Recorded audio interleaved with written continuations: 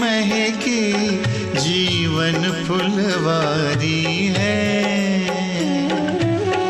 ज्ञान के चंदन से महकी जीवन फुलवारी है।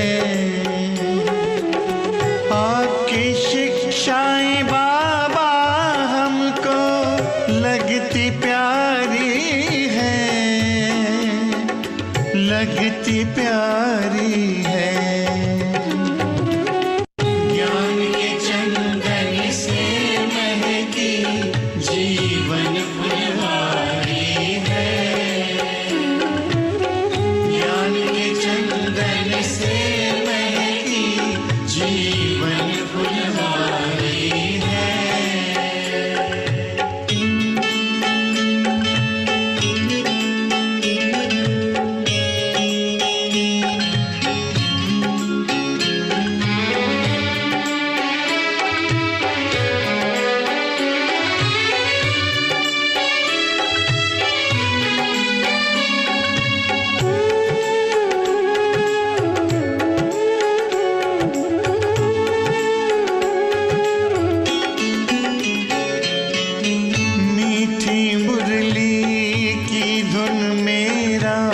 मन आनंदित करती है। पावनता की खुशबू मन को सुख शांति से भरती है।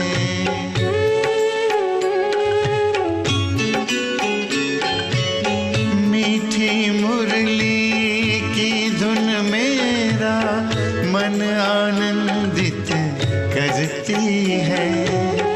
पावनता की खुशबू मन को सुख शांति से भरती है। ज्ञान सूर्य की किरणों से हुई बगिया उजियारी है, बगिया उजियारी है।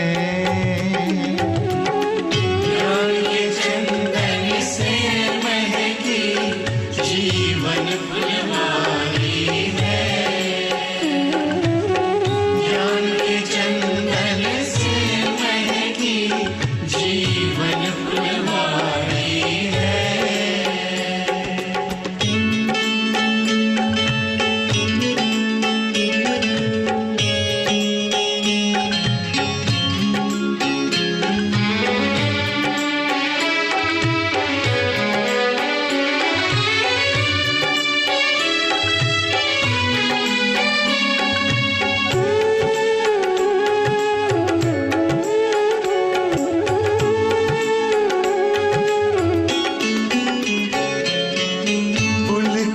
पुलकित हो गया दिल आपसे जब हम मिले।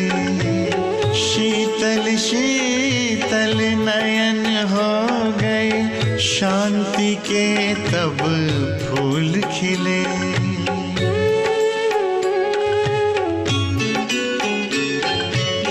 पुलकित पुलकित हो गया दिल आपसे जब हम मिले।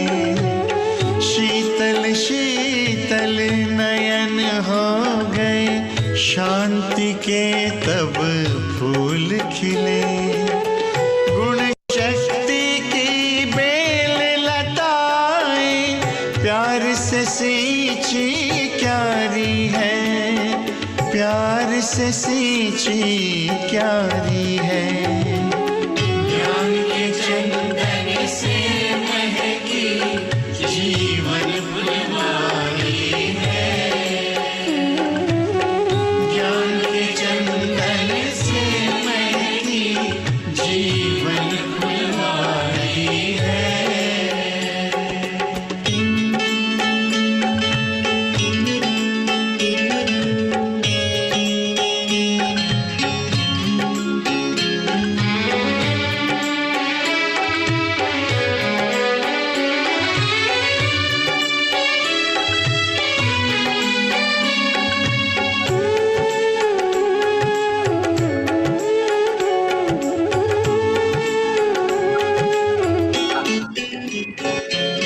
सकते हैं प्रभु देखिए अभी, की याद ठीक है ना। बहार मैं अभी आपका बन पिन करता हूँ, अब पिन श्वासों रिक्वेस्ट में किया आपका, तो आप क्या बहती ज्वाइन कीजिए। है।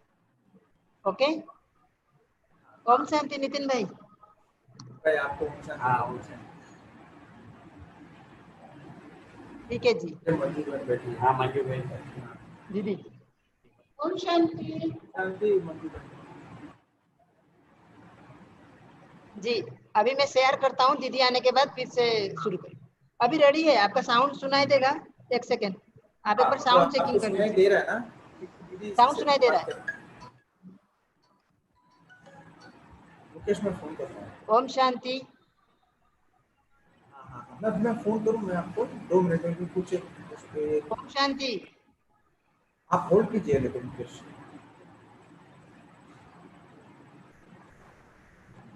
ओके ना भाई साहब? हाँ हाँ हाँ अभी ओके। आपको हमारा आवाज आ रही है ना? जी जी, आवाज आ रहा है। हाँ बस बस बस ओके ओके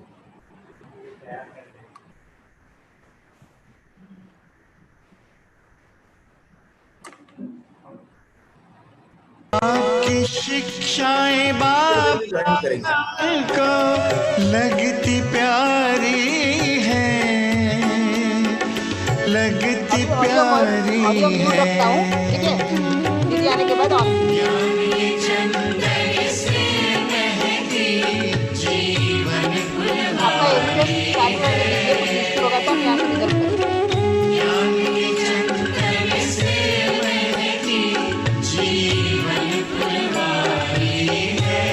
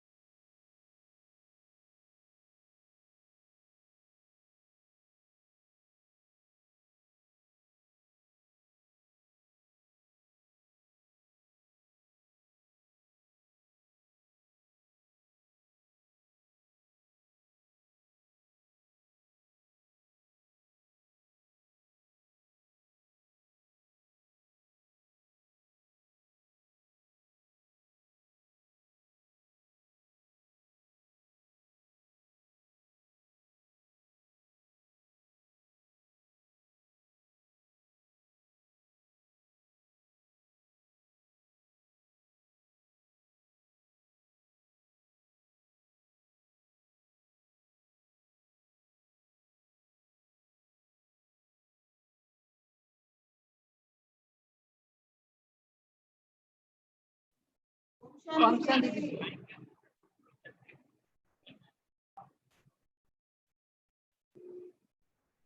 एक सेकंड मैं दीदी का करता हूँ।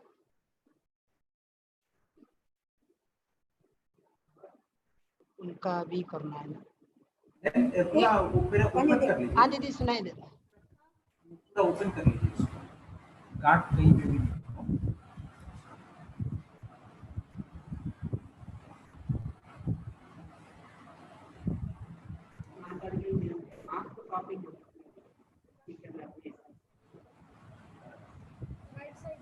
हाँ, अभी पहले ये लेफ्ट है, ये राइट है। तो ये छोटा वाला इधर लो ना। पहले कान में लगा दीजिए उसको, उसके बाद में क्लिक करेंगे, क्योंकि उससे लेंथ मालूम पड़ जाएगा ना। अभी आराम से क्लिक कर सकते हैं आप। कॉल करके बोलिए वीडियो ज्वाइन करने के लिए। वीडियो ऑन करो। हमारा तो ऑन आजा इधर से आ जाओ। जाने नहीं उधर से मैं बंद है। संभाल।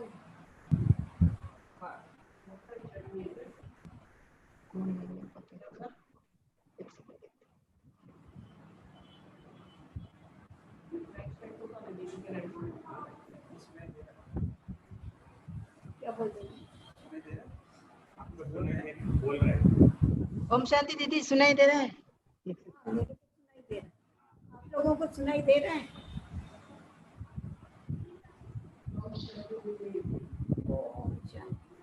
आपका बहुत बहुत स्वागत है दीदी। सब भाई-बहनों की तरफ से बहुत बहुत स्वागत है। आपसे अनमोल वचन हम सुनेंगे आज।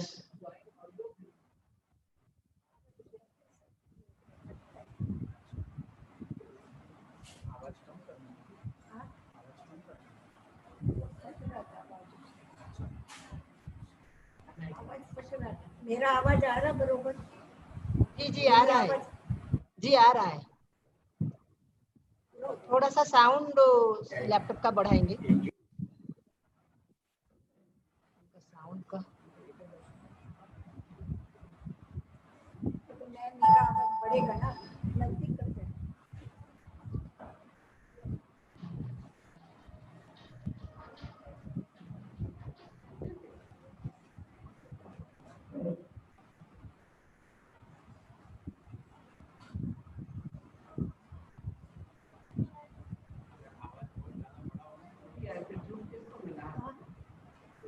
नहीं उनको नहीं, मेरे को बढ़ा। मैं किसी को दिया नहीं, वो लोग दिए ना। नहीं एक और आ रहा है।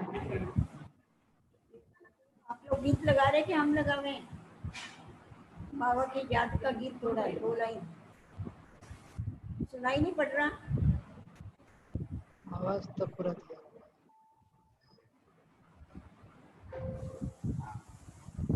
उसको लगाया ना।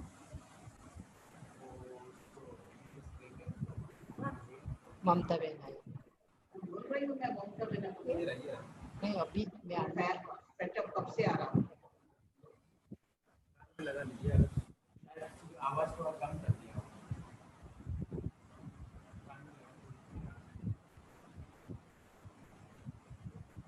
गीत लगाते कि ओम शांति दीदी सुनाई दे रहा है? थोड़ा थोड़ा साउंड थोड़ा बढ़ाना। साउंड बढ़ाओ। ये एक लैपटॉप उसके पास है, जो आज हो गया है। अच्छा हाँ वही कंट्रोल कर रहे हैं। बढ़ाओ साउंड। अभी आ रहा आवाज? थोड़ी और थोड़ा आवाज चाहिए दीदी। तो वहाँ आपके पास ही गया हुआ है ये लैपटॉप, उधर से बढ़ाओ। ठीक है दीदी ठीक है। हमने आपको लैपटॉप भी भेज दिया उधर ही। जी सुनाई दे रहा है सुनाई दे रहा है। सुनाई दे रहा ना अभी? हाँ। अभी गीत बजाओ ना बाबा का, 1-2 लाइन कुछ तो जी। एक का गीत।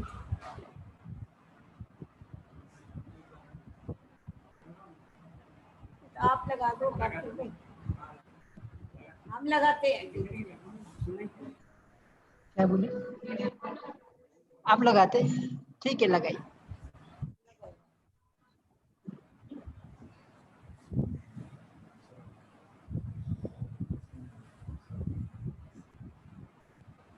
आपके सब भाई बहन सुन रहे हैं? दीदी सुनाई दे रहा है? नहीं, और जो भाई बहन है अपने अपने अपने घरों में सुन रहे हैं सब? सुनता बहन सुनाई दे रहा है? ये कहाँ पर बैठी है तीनों? Mahindra hills. Right. Mahindra hills में, बेगमपेट में। और भाइयों को भी दिया होगा ना, भाई बहनों को? हाँ, सत्यनारायण भाई का दिया हुआ है। सत्यनारायण भाई को दिया है। हमारे पास रोज सब सुनते हैं नहीं। हाँ, ये सत्यनारायण भैया। हाँ। ओम शांति, ओम शांति, ओम शांति। अनुराधा क्या लेना? चालू कर रहे हो? गीत चालू कर रहे हो? iPhone settlement. ये कौन है? सुधा मोहिते में निकाल दो।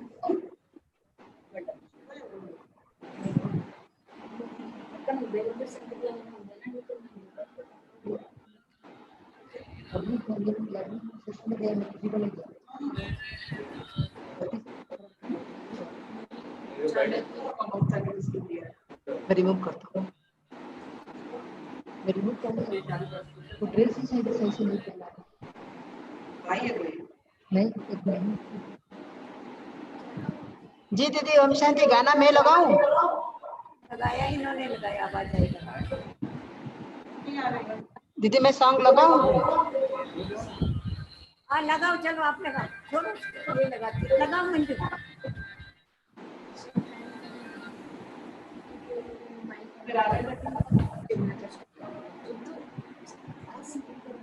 तैयारी करती हूँ।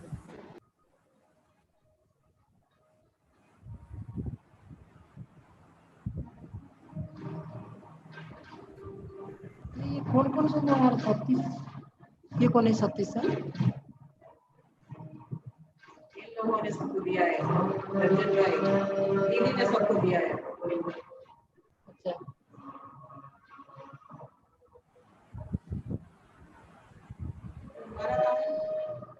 हमारा ये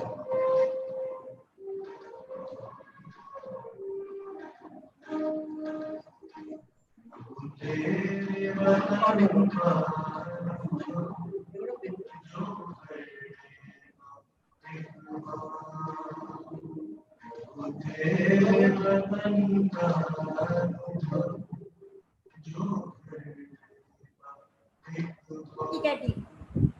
ओम शांति, ओम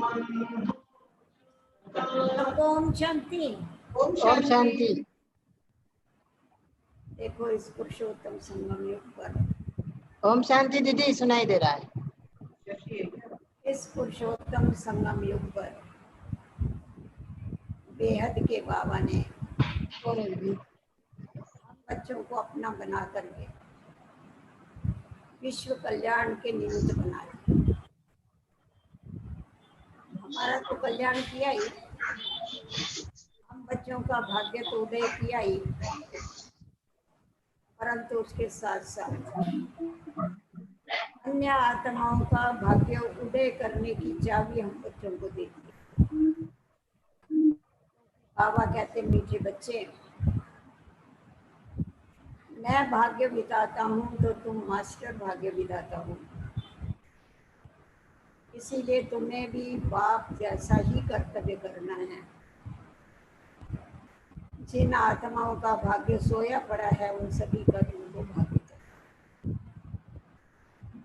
सारे विश्व का कल्याण करना है और कल्याणकारी बनना है। बाबा ने इसके लिए हम बच्चों को ये पाठ पक्का कराया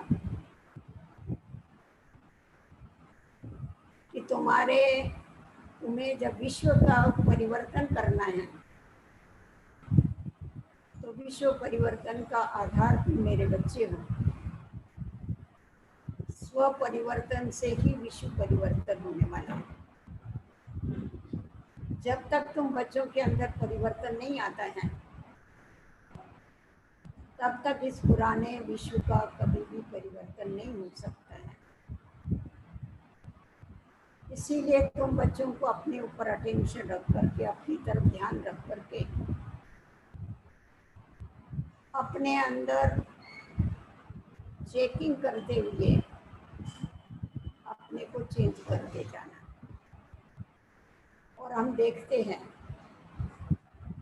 बाबा के जो भी बच्चे हैं उन सभी को ये लगन है और सब इस लगन में मगन हैं कि हमें विश्व का परिवर्तन जरूर करना है। बाबा ने जैसी जीवन हमारी बनाई है वैसे हमें सर्व की जीवन बनानी। परंतु हम देखते हैं कि ये जो हम ईश्वरीय कार्य करते हैं, स्व उन्नति के लिए जो हम मेहनत करते हैं, स्व उन्नति की तरफ जो ध्यान देते हैं, उसमें एक बात की बाधा आती है। वो बाबा ने हम बच्चों को पहले से ही बता दिया है। उसमें सिर्फ एक शब्द ही डिस्टर्बेंस करता है और वो शब्द है मैं।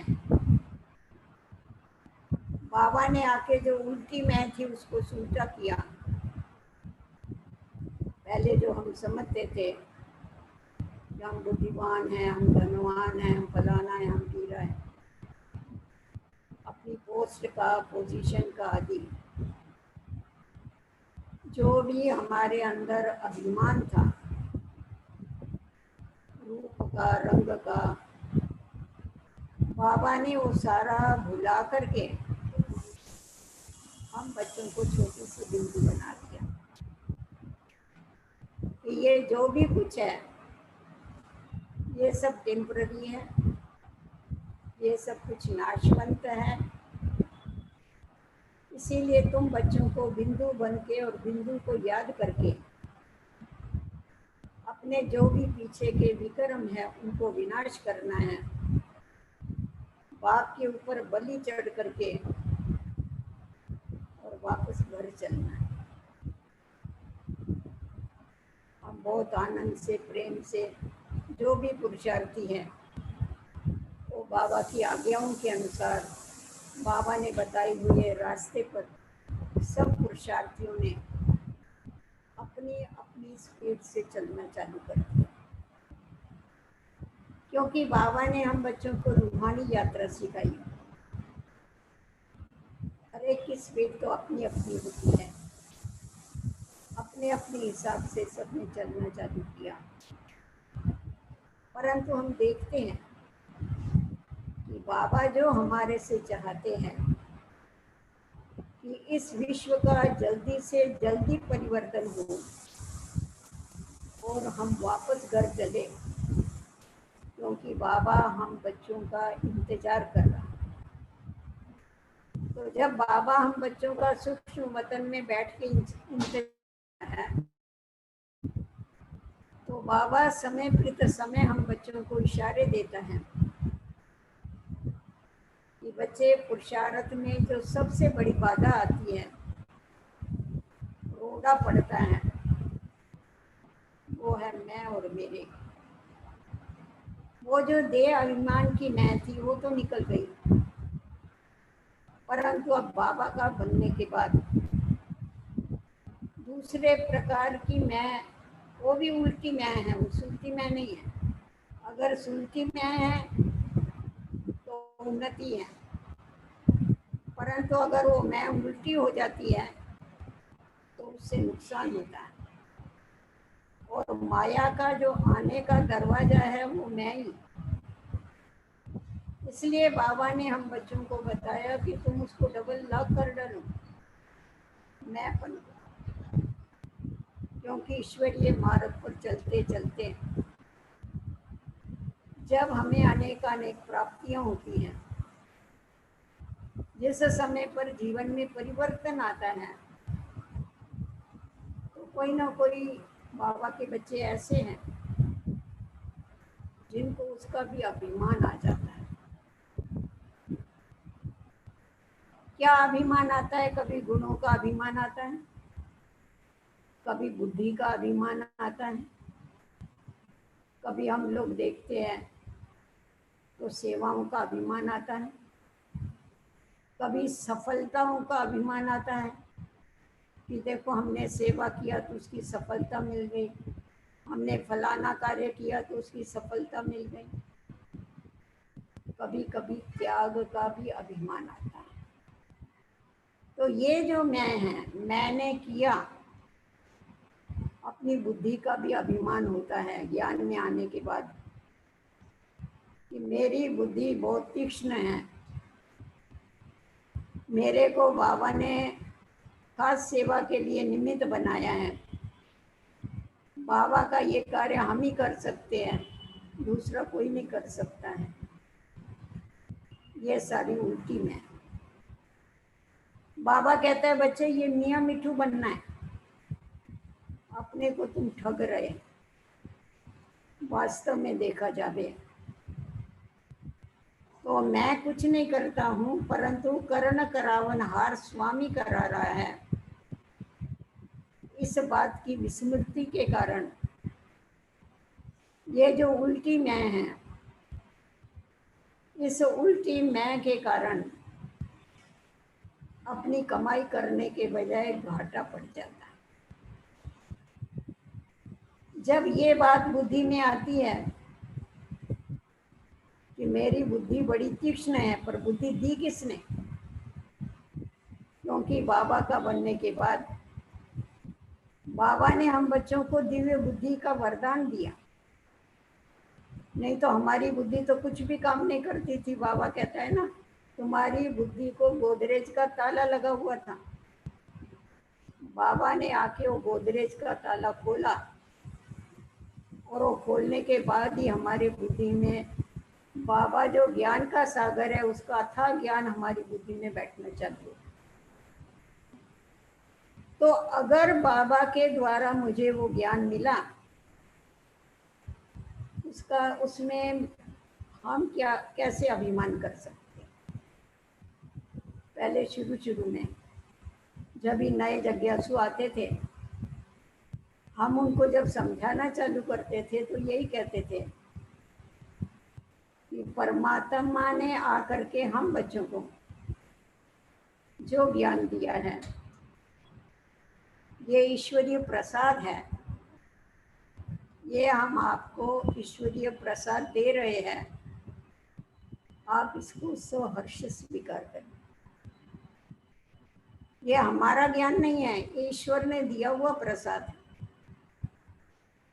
वैसे भी आप देखो, जब स्थूल रीति से भी कोई प्रसाद बांटता है, भोग बांटता है, तो बांटने वाले की बुद्धि में भी कौन रहता है? ये भगवान का प्रसाद है। लेने वाली के भी बुद्धि में यही रहता है कि ये हमें भगवान का प्रसाद मिल रहा है, जिसके कारण जो मैंपन है वो भूल जाता है, जो बुद्धि का अभिमान है वो नष्ट हो जाता है और बहुत निर्माणता से ईश्वर का प्रसाद बांटा जाता है। तो मैं ज्ञानी हूँ, मेरे अंदर ज्ञान है।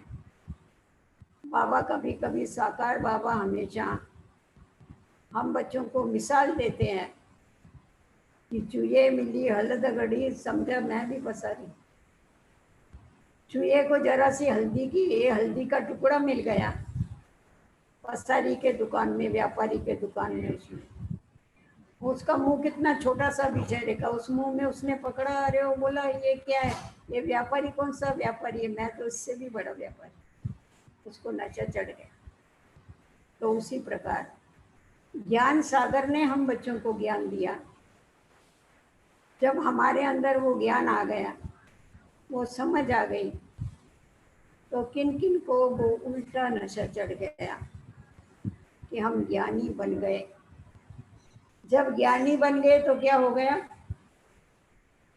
ज्ञान सुनने की रुचि खलास हो, बाबा की मुरली सुनने की रुचि खलास हो गई।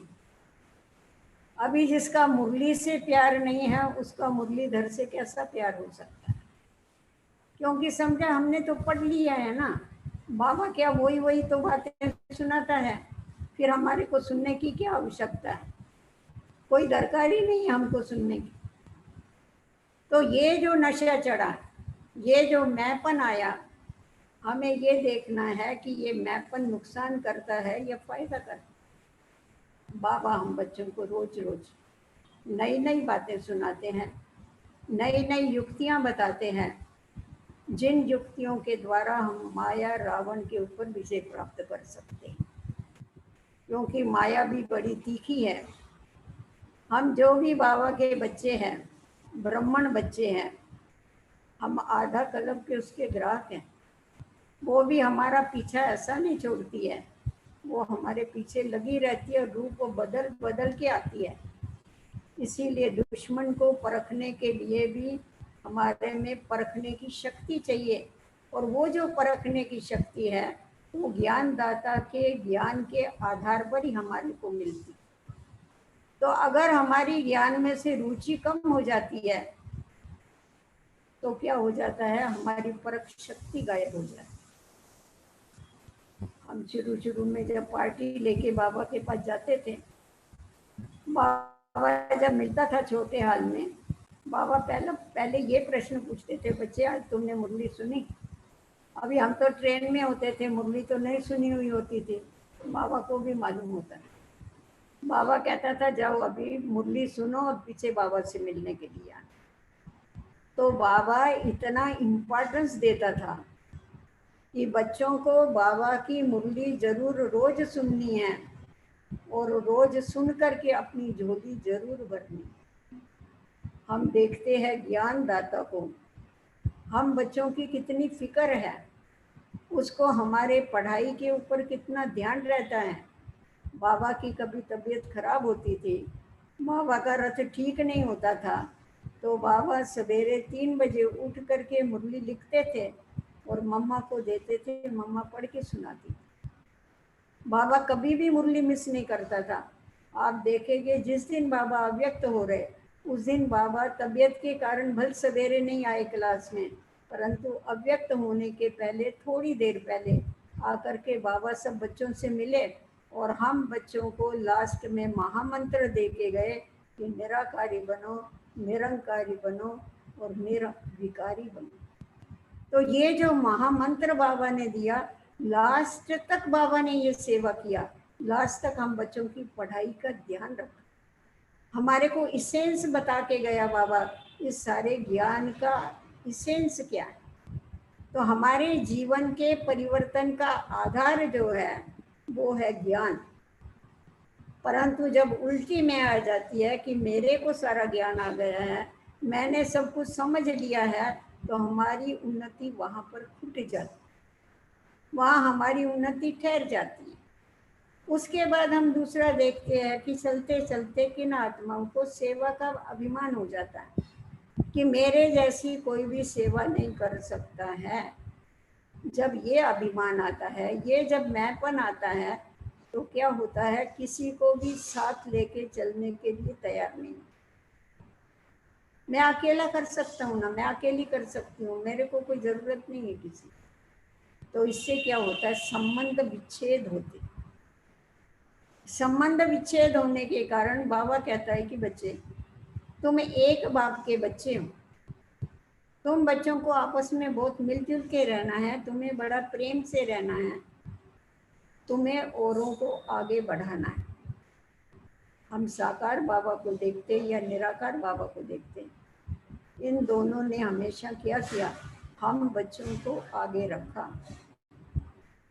बच्चों को आगे रखते हुए साकार बाबा को देखो, हमेशा बाबा कहते थे पहले बच्चे। बाबा ने कभी ये नहीं कहा पहले मैं, परंतु पहले बच्चे कहते हुए भी नंबर 1 तो ब्रह्मा बाबा ही आया, क्योंकि बाबा ने हमेशा बच्चों को चांस दी, बाबा ने हमेशा बच्चों को आगे किया, बाबा ने बच्चों की हिम्मत बढ़ाई आगे बढ़ने के लिए, क्योंकि हम युद्ध के मैदान।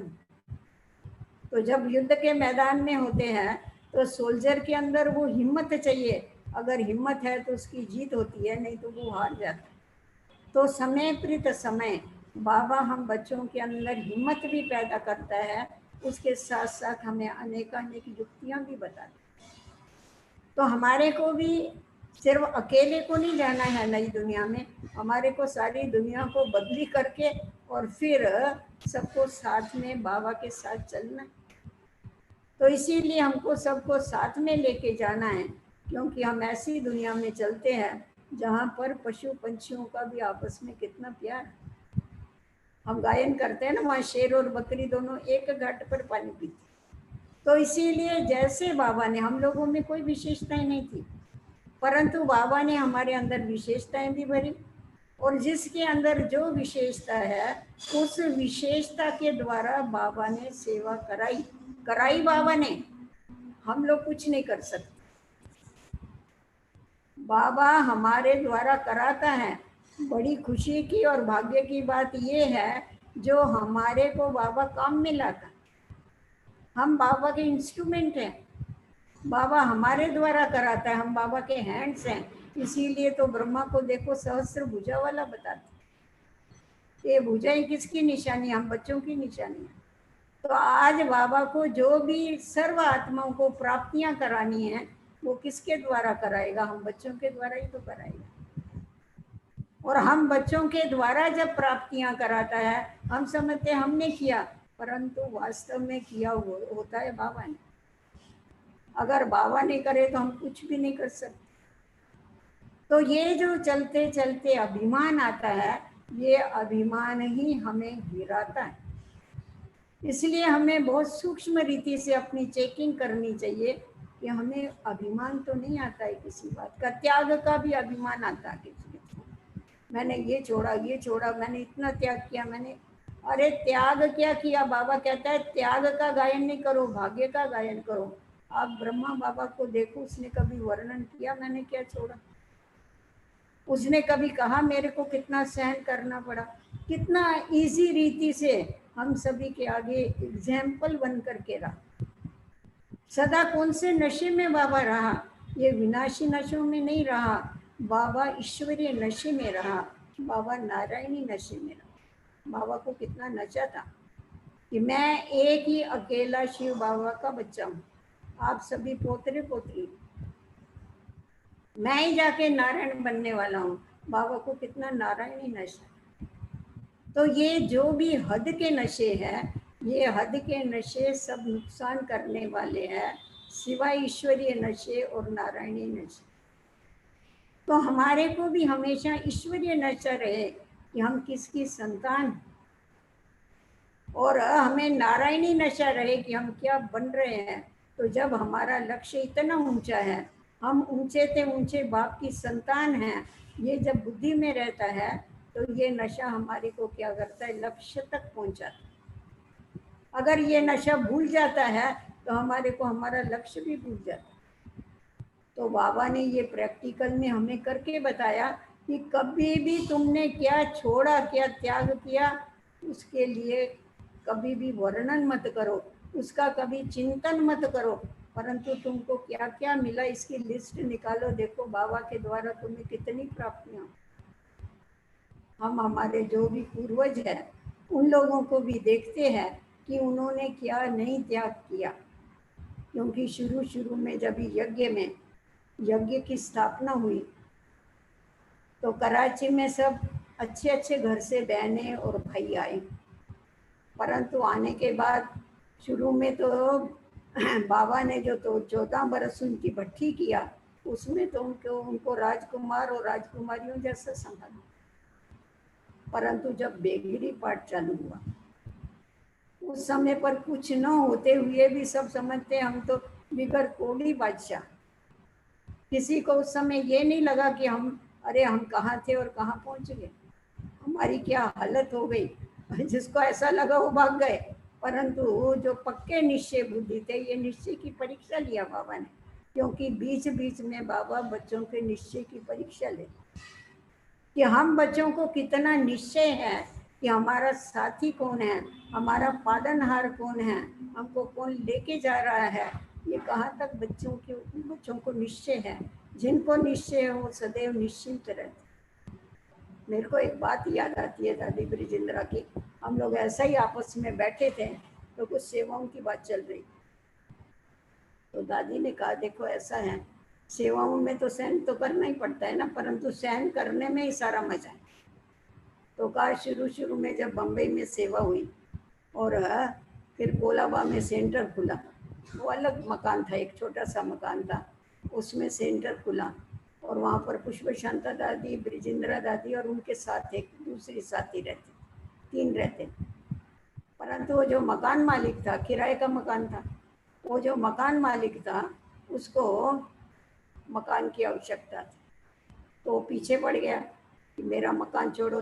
1 बरस शायद थे, 2-3 बरस, मेरा ये मकान छोड़ो, मेरे को मकान चाहिए।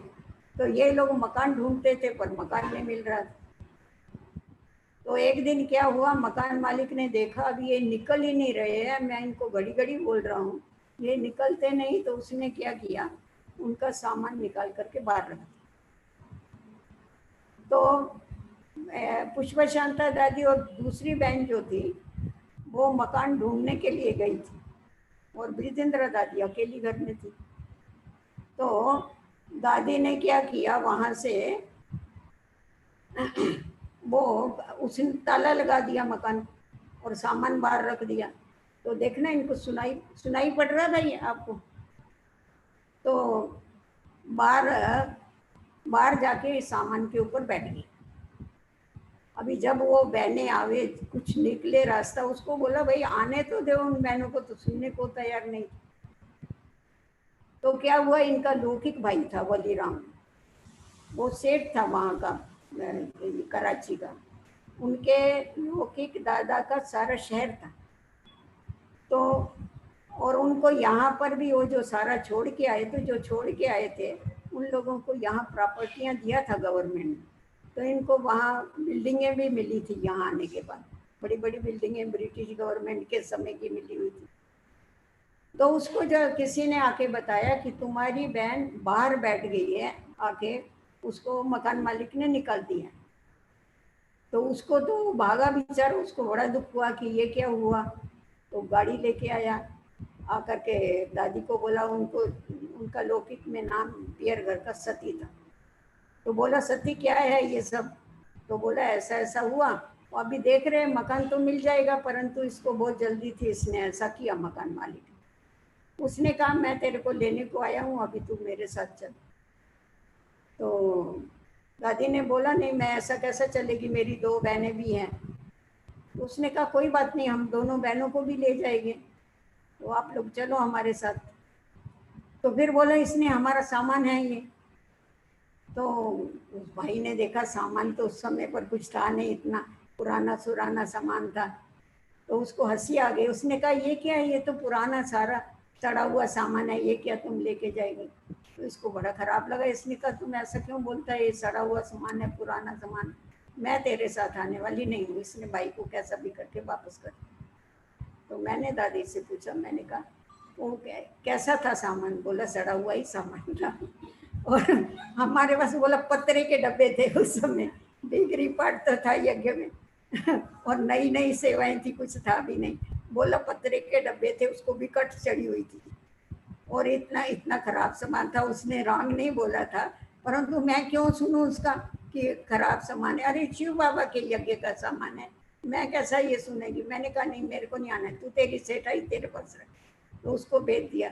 फिर तो पुष्प शांता दादी की लौकिक में भाभी थी, उसका मकान था रीगल में, तो वहाँ इन्होंने शिफ्ट किया। फिर तो बहुत बरस वहाँ अपना चला। तो मतलब इसको इतना ईश्वरीय नशा था। वो ये नहीं उन्होंने वर्णन किया कि ये पीछे हम कैसे थे, क्या है, या ये हमारे लौकिक वाले ऐसे पैसे वाले हैं और हमारी हालत ऐसी है, नहीं। उनको तो मरजीवे जन्म का इतना नशा था कि हमारे जैसा तो कोई हो ही नहीं सकता। हमारे को एक बार दादी ने बताया था, ये जो श्री नारायण के गले में हार डाला हुआ है ना, बड़ा हार, तो ये इनके बाबा ने इनको शादी में हार पहनाया। तो बाबा ने इनको इतना अच्छी रानियों से भी ज़्यादा संभाल के रखा हुआ था, परंतु जिस समय छोड़ा इन्होंने, उसके बाद इन्होंने मुड़ कर के नहीं देखा। अरे वो तो पुराना जन्म है ना। तो बाबा हम बच्चों को कहता है कि जो तुम्हारा पुराना जन्म है, जब तुम मर गए उस जन्म से, फिर तुम्हें वो क्यों याद आती। तुम्हारे को फिर क्या कहेंगे, हमारे पुराने संस्कार है ना, हमारी वो पुरानी नेचर है ना। तो बाबा कहता कि जब कि तुमने मेरे पास जन्म लिया, नई दुनिया में जाने के लिए तुम आए, तुम्हारा जन्म भी नया है और तुमको जाना भी नई दुनिया में है, फिर पुरानी नेचर पुराने संस्कार कहाँ से आए? जब तक तुम्हारे पुराने संस्कार परिवर्तन नहीं होंगे तो ये दुनिया कैसे परिवर्तित हो? तो इसीलिए अभी पुराने संस्कारों को याद नहीं करो, तुम आदि और अनादि संस्कारों को याद करो। उनको याद करके अपने अंदर उनको इमर्ज करो, और बाबा के जो संस्कार वही तुम्हारे संस्कार, बाबा की जो नेचर वही तुम्हारी नेचर। तो बाबा की क्या नेचर है वो देखो। तो जब हम बाबा को फॉलो करना चाहते हैं, चलते हैं, उनको बाबा को फॉलो करते हैं, तो वो सब भूल जाता। तो इसीलिए पुराना लेकर के बैठेंगे तो ये क्या है, अगर पुराना अंश भी होगा ना तुम्हारे अंदर, पुराने संस्कारों का, पुराने विचारों का, तो उनका वंश बनने के बिगड़ नहीं रहेगा। तो उससे फायदा कुछ नहीं होगा, परंतु वो वंश बन जाएगा तो उससे कितना नुकसान हो। ईश्वरीय जन्म में इतना बड़ा नुकसान हो गए, जो पीछे की हमारे को याद आती रहे, पीछे के संस्कार हमको खींचते रहे, पीछे के विचार हमको खींचते रहे। वैसा भी कोई कोई बच्चा ऐसा होता है ना, उसको पीछे की स्मृति आती है तो बेजार रहता है बेचारा, इस जन्म का भी सुख नहीं ले सकता है और जो बीत गया है जन्म उसका भी सुख नहीं ले सकता है, खुद भी बेजार रहता है और घर वालों को भी बेजार कर। तो उसी प्रकार अगर हमारे को पुराना जन्म याद है, पुराने विचार याद है, पुराने संस्कार याद है, तो क्या है, हम ईश्वरीय जीवन का आनंद नहीं ले सकते। इसीलिए बाबा कहता है बच्चे मरना है तो पूरा मरो, पतक पतक के मरने में क्या फायदा है, झाटकू मरो। वैसे भी देवियों पर जो बलि चढ़ाते हैं ना, वो झाटकू चढ़ाई जाती। अगर वो बलि जो है, अगर वो फटकेगी, मतलब जल्दी नहीं, एक धक से नहीं खलास होगी, उसको रिजेक्ट कर देते है। यहाँ की बातें, अभी देवियाँ बेचारी थोड़ी ये बलि देती। तो बाबा कहते हैं तुम मेरे ऊपर बलि चढ़ते हो, अर्थात तुम मेरे पर बलिहार जाते। तो जब तुम मेरे पर बलिहार जाते हो तो तुम्हारे को हमेशा ये नशा रहे कि जिसको सारी दुनिया याद करती है, जिसकी प्राप्ति के लिए लोग कितनी तपस्याएं करते हैं, वो भगवान मेरे ऊपर बलिहार।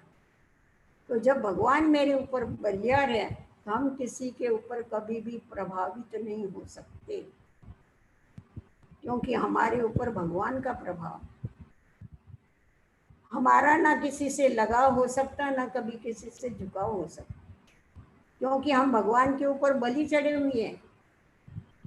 तो जिसके ऊपर बलि चढ़े हुए हैं, हम उसके बन गए। फिर हमारी आँख कभी भी किसी वैभव, वस्तु, पदार्थ, कहाँ भी हमारी आँख डूब नहीं सकती। हमारे को कोई अपनी तरफ खींच नहीं सकता, हमारी बुद्धि को, जबकि हमारी बुद्धि एक ही बाप से लग गई।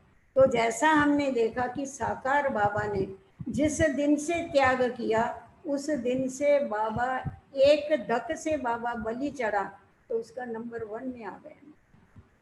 बाबा ने कभी वर्णन नहीं किया कभी भी, मेरे को इतनी सहन करना, क्या कम सहन करना पड़ा बाबा। आप जो भी देखो पुरानी हमारी दादियों की हिस्ट्रियाँ, बाबा का बनने में उनको कितना सहन करना पड़ा। पुष्प शांता दादी हम लोगों को सुनाती थी, कहती थी देखो मैं बाबा के पास आई, पहले बारी आई, एक बारी कहा पहली बारी आई तो क्या हुआ, मैं सारा सब मेरा जो भी जेवर वगैरह था, पियर घर का, ससुर घर का, मैं सब लेके आ गई। और जब आई, बाबा का वहाँ था कराची में, चला गया था हैदराबाद से। मैं आई तो बाबा को मालूम पड़ा, क्योंकि बाहर तो पैरा होता था ना, बहनें ही पैरा देती थी। तो दादी बताया बाबा को कि उस समय इनको गुड्डी बोलते थे। तो बोला बाबा वो गुड्डी आई है और घर छोड़ के आ गई। बाबा ने कहा उसको वापस करो, बाबा ने मिलेगा उसको। वो बेचारी रो गए, बोला मैं घर छोड़ के आई, सबसे छुप के भाग के आई और मेरे को बाबा मिलेगा भी नहीं, ऐसा कहते। परंतु बाबा ने मिला, बाबा ने वापस कर। फिर दूसरी बारी आई तो बोला मैं जब दूसरी बारी आई तभी मेरे को थोड़े बहुत कुछ जेवर पड़े थे, वो ही थे, मैं और कुछ भी लेके नहीं। फिर आई, फिर बाबा ने कहा, बाबा को बताया, बाबा वो आई है, फिर वापस आई है। बाबा ने कहा नहीं, अभी उसका समय नहीं, उसको वापस करो। बोला, हम बोले अभी हम घड़ी घड़ी आवे और बाबा हमारे को धक्का देवे, ऐसा कैसा होगा, मैं तो नहीं जाऊंगी। बाबा ने कहा नहीं, उसको निकालो, जबरदस्ती निकालो, वापस करो। फिर बोला, मैं तीसरी बारी आई तभी मैं कुछ भी लेके नहीं आई। मैं, मेरा जो भी पड़ा हुआ था, छोटे मोटे गहने भी जो घर में पड़े थे, वो मैं सारे निकाल के रख दिए।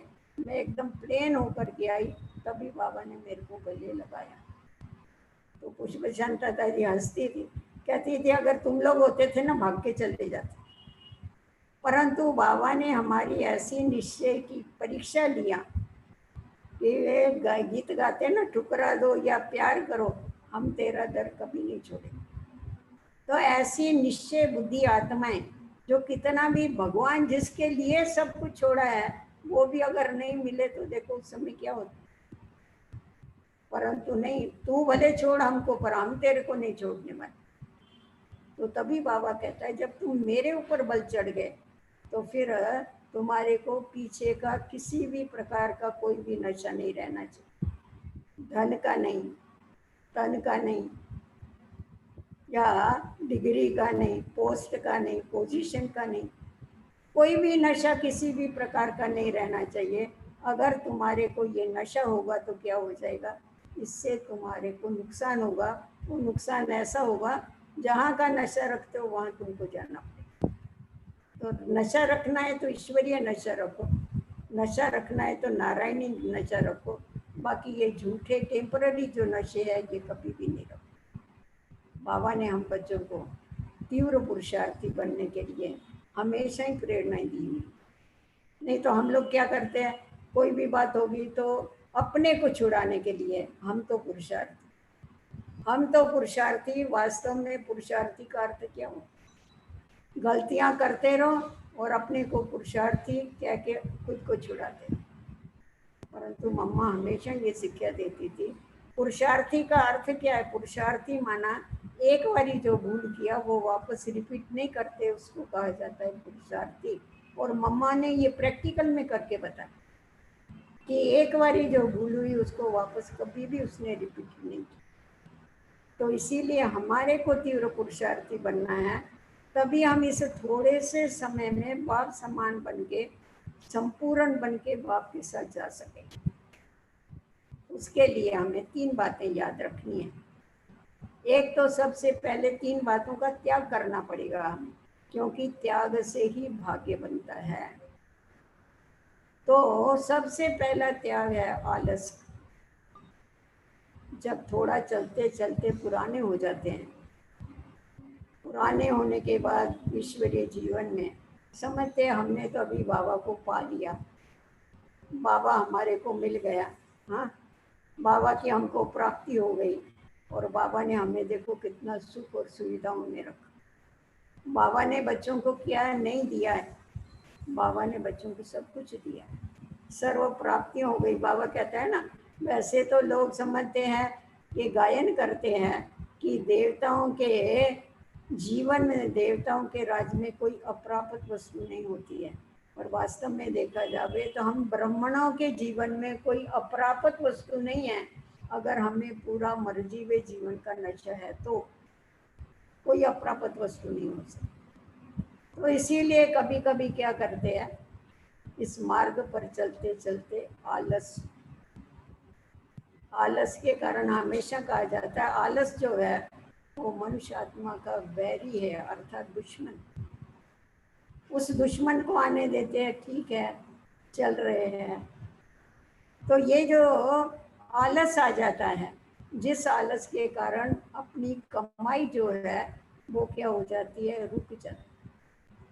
अमृत वेले उठना होगा, जब बाबा हमारी झोली भरता है, हम बच्चों के लिए खास विशेष बाबा ने टाइम दिया हुआ है, हमको पता है बाबा ने हमारे लिए स्पेशल टाइम दिया हुआ है, परंतु उस समय आलस आता है। बैठेंगे तो आलस आएगा, कोई नेमिनाथ बन के बैठ भी जाते हैं, फिर झुट के मारते हैं।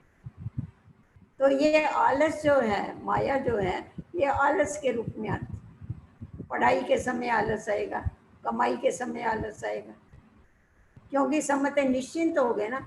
वैसे तो भक्ति मार्ग में भगवान से बहुत डरते हैं भगत, अच्छी बात है, परंतु ज्ञान मार्ग में बहुत नजदीक का रिश्ता हो गया ना, वो हमारा बाप हो गया, हम उसके बच्चे हो। तो जब बाप और बच्चे का रिश्ता है तभी तो हमको ज्यादा उसका ध्यान देना चाहिए। पर उसके बदले कभी कभी कोई कोई बच्चे क्या करते हैं, जरा अलबेले बन जाते हैं कि वो तो है ही हमारा बाबा ना, और हम उसके बच्चे हैं ना, बन गए ना जो बनना था, अभी जो मिलना होगा वो मिल जाएगा। तो आलस और अलबेलापन कि हो जाएगा, पहुंच जाएंगे। हाँ, देखना बाबा, बाबा कहता है, कभी कभी बाबा हंसते थे, बच्चे बाबा को रिझाते हैं, बाबा को कहिए बाबा आप देखना हम लास्ट में बरोबर कंप्लीट बन के बताएंगे आप। अरे तुम सारी जीवन कंप्लीट नहीं बने, लास्ट में कहाँ से कंप्लीट बने? क्या जादू की कांडी है क्या तुम कंप्लीट बन जाएगी? नहीं, ये तो बहुत समय का अभ्यास चाहिए, निराकारी बनने का, निरंकारी बनने का, संपूर्ण निर्विकारी बनने का। जितना समय का अभ्यास होगा उतने समय का राजभाग तुमको मिलेगा। अगर लास्ट में हम अपने को दिलासा देते, खुद को भी दिलासा देंगे, हो जाएगा, क्या है, बन जाएंगे, बन जाएंगे, बन जाएंगे करते रहेंगे। तो बाबा कहता है ऐसे अलबेले तो मत बन। अलबेला बनना माना क्या होगा? दूसरों को देखते हैं इसलिए अलबेले बनते हैं, औरों के साथ कंपेयर करते हैं इसीलिए अलबेले बनते हैं। कहेंगे और कौन बनाए जो हमको बनना है? अरे और कौन बनाए, अभी देखो ना कितने बन गए, बाबा को सामने देखो, बाबा जो बन गए, जो फर्स्ट नंबर बन गया और उसके पीछे वाले भी कितने बन गए। तो हमको अभी बनना है, बाद में बनने की बात नहीं। तो जितना जितना हम अलर्ट रहते हैं, जितना जितना हम चुस्त रहते हैं, जितना जितना हम अपने ऊपर ध्यान देते हैं, उतना उतना हमारी चलने की स्पीड इस ईश्वरीय मार्ग में बढ़ती है। परंतु अगर हम एक दो को देखना चालू कर देते हैं, जैसा रेस होती है ना, बाबा हमेशा कहते थे ये ह्यूमन रेस है, जैसे घोड़ों की रेस होती है वैसे ये रेस है। और जब देखो मनुष्यों की रेस लगती है तो क्या करते हैं, हर एक कोई दौड़ता है, भागता है, भागता है, भागता है, कभी भी इधर उधर नहीं देखता। जिसको रेस जीतनी होगी ना, वो कहाँ भी नहीं देखेगा, वो दौड़ता ही रहेगा, दौड़ता ही रहेगा। अगर आपने इधर उधर देखा, कहाँ पीछे देखा, आगे देखा, साइड में देखा, तो उससे क्या हो जाएगा, हमारी स्पीड कम हो जाएगी। तो ये भी जो चलने की स्पीड कम होती है इस ईश्वरीय मार्ग पर, इसका अर्थ यही है कि चलते चलते कोई ना कोई साइड सीन जो है वो अपनी तरफ आकर्षित कर लेते। कभी किसी को कोई व्यक्ति आकर्षित कर लेते, कभी सुख सुविधाएं आकर्षित कर लेती। बाबा कहते हैं बच्चे कितने भी साधन हो गए, परंतु तुम्हें अपनी जो साधना है उसको कभी भी भूलना नहीं। साधना तुमको जो है उसमें तुमको मजबूत रहना है, क्योंकि तुम्हारी जो प्रारब्ध है वो नई दुनिया में है, हमारी यहाँ प्रारब्ध नहीं। खुश हो जाते हैं ना, हमको इतने साधन मिल गए, इतनी सुख सुविधाएं मिल गई, देखा हमने यहाँ योग किया, हमने त्याग किया तो उसका हमको भाग्य मिल गया। हमारा भाग्य हमको यहाँ मिलने वाला नहीं है। हमारा जो भाग्य, हमारी जो प्रारब्ध है वो नई दुनिया में प्रारब्ध मिलती है। अभी हमें जो भी प्राप्तियां होती है वो ईश्वरीय परवरिश, भगवान हमारी परवरिश कर रहा है, वो हमारे को प्राप्तियां करा रहा है। अगर हम यहाँ ही भविष्य का समझ करके स्वीकार कर लेंगे तो भविष्य का हमारा खलास हो जाए। तो इसीलिए हमें ना अलवेला बनना है, ना आलसी बनना है, और ना हमारे को बहानेबाजी की आदत डालनी। बाबा कहता था ये बहानेबाजी भी क्या है, ये डनलप के गधेले, जैसे डनलप के गधेले के ऊपर सोएंगे तो क्या होता है, आराम आता है ना, तो उठने का नाम भी नहीं लेते। तो वैसा ये भी क्या करते हैं, कोई ना कोई बात निकाल करके आराम से सो जाएगी। वो ये अज्ञान की नींद नहीं है, अलबेलेपन की, और ये कौन सी नींद है, अपने को ठगने की नींद। कहा जाता है सोए हुए को कोई भी जगा सकता है, परंतु जागने वाले को कौन जगा सकता है। कोई कोई ऐसा करते हैं, ढूंढ करके सो जाते हैं, सामने वाला बेचारा गला फाटता रहता है, उसको हिलाता रहता है, ये तो पड़े रहेंगे, वो बोलेगा जाने दो, ये जाग रहा है पर उठ नहीं रहा। तो वैसा ही ये जो बहानेबाजी है, अलबेलापन है, ये सभी क्या है, ये जागते हुए भी सोने की बात है, ये भी आधी नींद है। तो हमारे को फुल जागरूक होना है। जो खुद जागरूक हो जाता है ना, वो क्या करता है, औरों को भी जागरूक करता है। अगर खुद ही नहीं उठा है तो औरों को कैसे जागरूक करे। तो इसीलिए ना कभी किसी से कंपेयर करो, ना कभी किसी के कंपटीशन में आओ। हमको कंपटीशन भी किसी से नहीं करनी, क्योंकि बाबा ने हम बच्चों को कितना बड़ा भाग्य दिया है, कितनी बड़ी सेवाएं दी हुई है, हम बच्चों को कितना निमित्त बनाया हुआ है।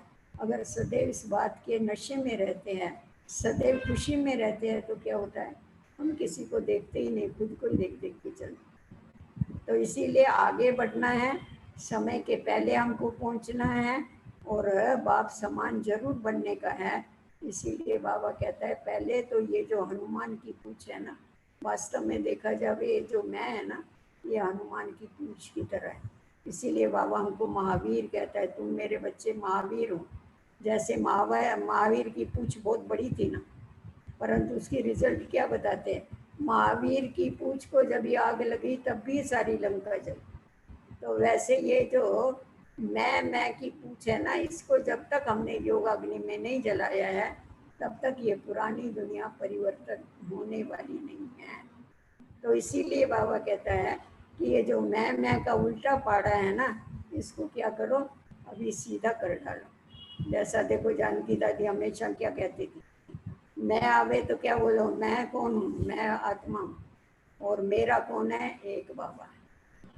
तो मैं आत्मा और बाबा अगर इतना याद रहा तो ये जो उल्टा मैं है ये हमेशा के लिए खलास हो जाएगा। हम तो बाबा के ओबीडियंट सर्वेंट है बच्चे, सारे विश्व के सर्वेंट है। हम बाबा की सेवाएं करने वाले हैं। इस दुनिया के जो भी अभिमान है, इस दुनिया के जो भी देह के आकर्षण हैं, जो वस्तुओं के आकर्षण हैं, उसकी तरफ हमारी बुद्धि कभी भी नहीं जानी चाहिए। क्यों? क्योंकि ये दुनिया गई की गई। बाबा कहता बच्चे, ये दुनिया तुम्हारे रहने के लायक नहीं। तुम्हारे रहने के लायक तो मैं नई दुनिया बना रहा हूँ, ये दुनिया रहने के लायक नहीं। इसलिए तो मैं आया हूँ कि मैं, मेरे जो इतने अच्छे बच्चे हैं बुलबुल बनने वाले, उनके लिए मैं नई दुनिया बनाऊँ। तो हमारे बाबा को हमारे लिए इतनी मेहनत करनी पड़ती है, हमारे लिए दुनिया तैयार करता है, तो हमारे उस दुनिया में जाने के लिए लायक बनना है, बाबा का आज्ञाकारी बनना है, बाबा का वफादार बनना है। और सदैव हमारे को यही याद रहे कि जो करना है वो मुझे आज ही करना है, कल नहीं करना। वो तो आप अभी दुनिया की भी हालत देख रहे हैं कि एक सेकंड का भी किसी बात का कोई भरोसा नहीं है। किस समय पर क्या हो जाएगा किसको पता भी नहीं पड़ेगा। तो इसीलिए जो है ही विनाशी, जो खलासी हुआ पड़ा है, तो उसकी तरफ बुद्धि देने के बजाय अगर हम सदैव ये याद रखते हैं कि हम सर्वशक्तिवान के जो बच्चे हैं, हम इस विश्व को परिवर्तन करने वाले हैं, हम ही बाबा के सच्चे सच्चे सेवाधारी बच्चे हैं, और हमारा रक्षक जो है वो सदैव बाबा है, जो हमें साथ में लेके जा रहा है। ओम शांति।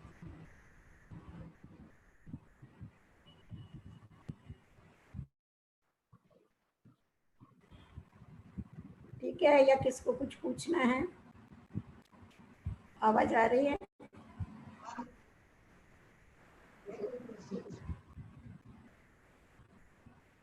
नहीं, कोई प्रश्न नहीं पूछा। क्वेश्चन पूछना है किसको? दे दिया, क्या बोला? तो क्वेश्चन का आंसर आपने दे दिया। दे दिया ना, अभी पूछने की जरूरत नहीं है, आंसर दे दिया। दे दिया, मिल गया है सब। ठीक है, बहुत बहुत थैंक्स दीदी, शांति करे अभी।